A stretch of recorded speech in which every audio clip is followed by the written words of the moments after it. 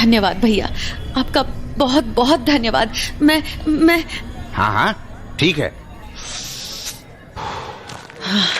भगवान का लाख लाख शुक्र है। अगर आज मेम साहब के घर में नौकरी नहीं होती तो मेरा मुन्ना आज भूखा ही सोता। अरे मुन्ना, देख तेरी माँ आ गई।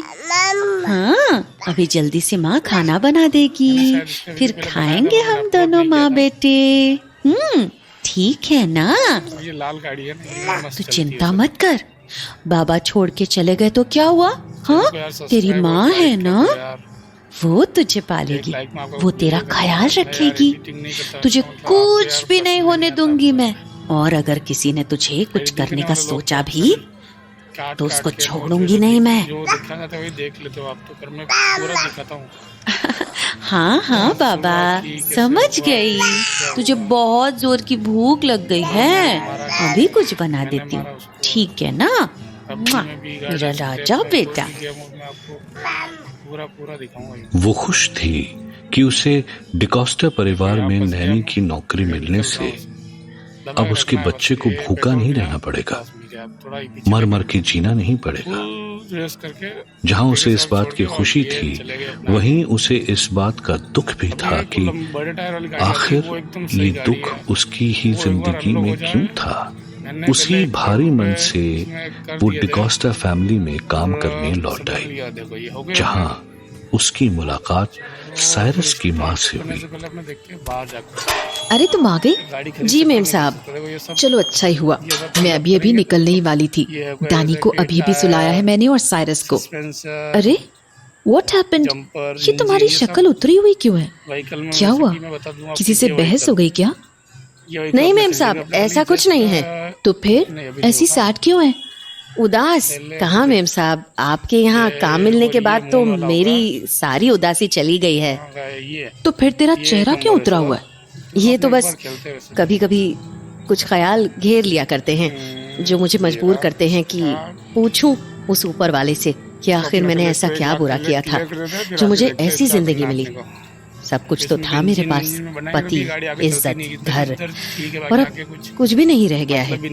पति छोड़ गया, घर कब छिन जाएगा कोई ठिकाना नहीं, और इज्जत तो खैर।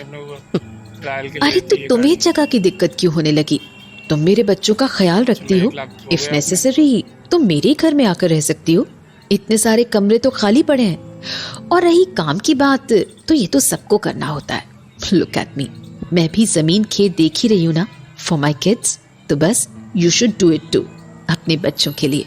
और हाँ, अगर रहने की कोई दिक्कत है तो। अरे नहीं नहीं मेम साहब, वो घर तो मेरे पति की आखिरी निशानी है, उसे मैं छोड़ नहीं सकती। बाकी आपने बहुत कुछ किया है मेरे लिए, और कुछ नहीं चाहिए।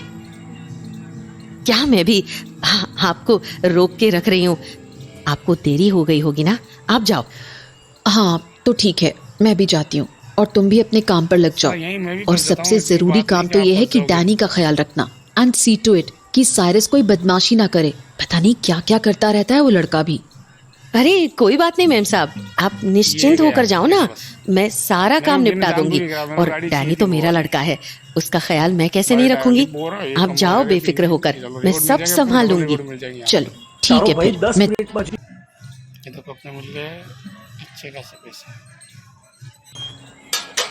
अरे साइरस, तू यहीं खड़ा था? अपनी माँ को बाय क्यों नहीं कहा फिर जाते हुए? और तू झाड़ू लिए क्या कर रहा है? ला इधर दे मुझे ये झाड़ू, जल्दी जल्दी सारे काम निपटा देती हूँ। तू एक काम कर, जा डैनी के कमरे में बैठ, अगर वो रोया तो मुझे बुला देना, ठीक है ना? जा। इतना कहकर नैनी अपने काम में लग गई और साइरस एक आज्ञाकारी बच्चे की तरह जाकर डैनी के रूम में बैठ गया। पर उसके खुराफाती दिमाग में क्या चल रहा था वो तो बस वही जानता था।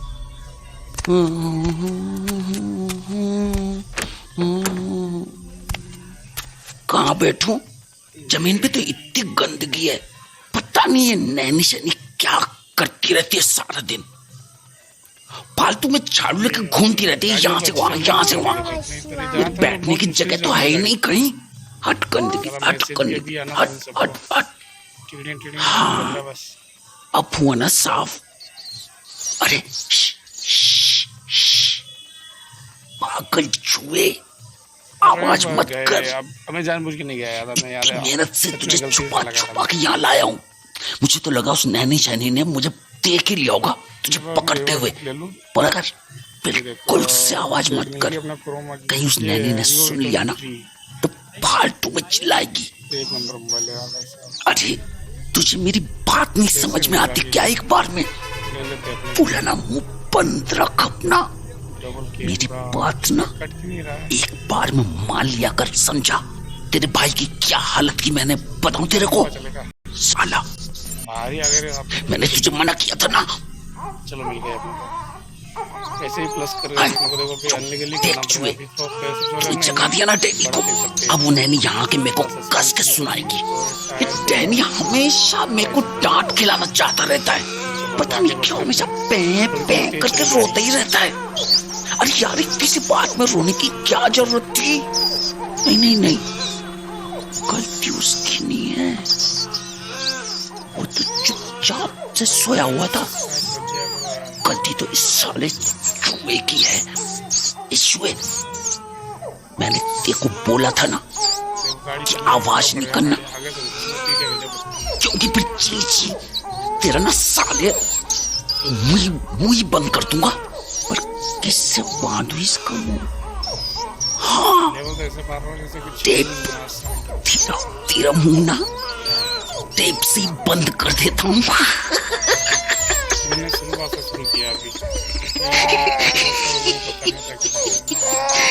टेप से ही बांध दूंगा।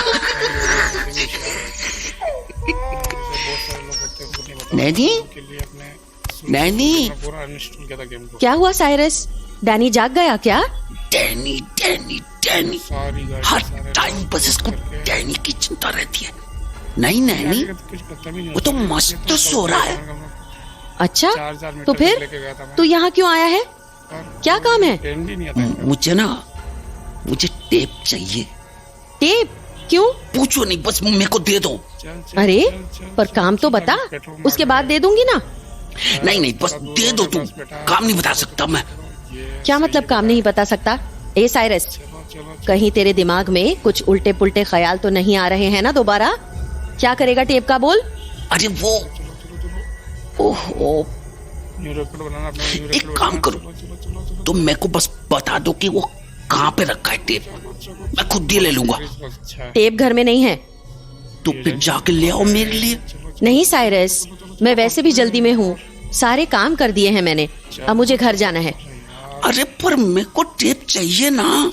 हाँ, पर अभी मेरे पास बिल्कुल भी वक्त नहीं है, मैं घर जा रही हूँ।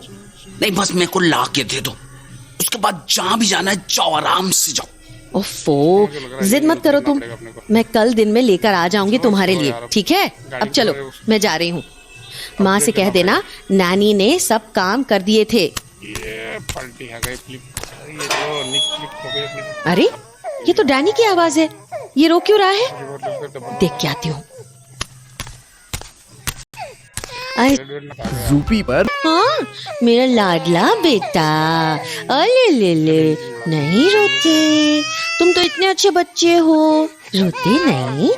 माँ भी थोड़ी ही देर में आ जाएगी, फिर उसके बाद माँ आपके साथ खूब शाला खेलेगी और फिर तुम्हें लोरी गा के सुनाएगी। तुम उसके लाडले बेटे हो ना, है ना मेरे डैनी? देखा, अब इसमें देर नहीं हो रही। इस नैनी शैनी को उस डैनी के साथ खेलने के लिए टाइम ही टाइम है इस नैनी शैनी के पास, पर मेरा टेप लाने का टाइम नहीं है इसके पास। इसे तो मैं नहीं छोड़ूंगा, बिल्कुल नहीं छोड़ूंगा, बिल्कुल से भी नहीं, बिल्कुल से भी नहीं।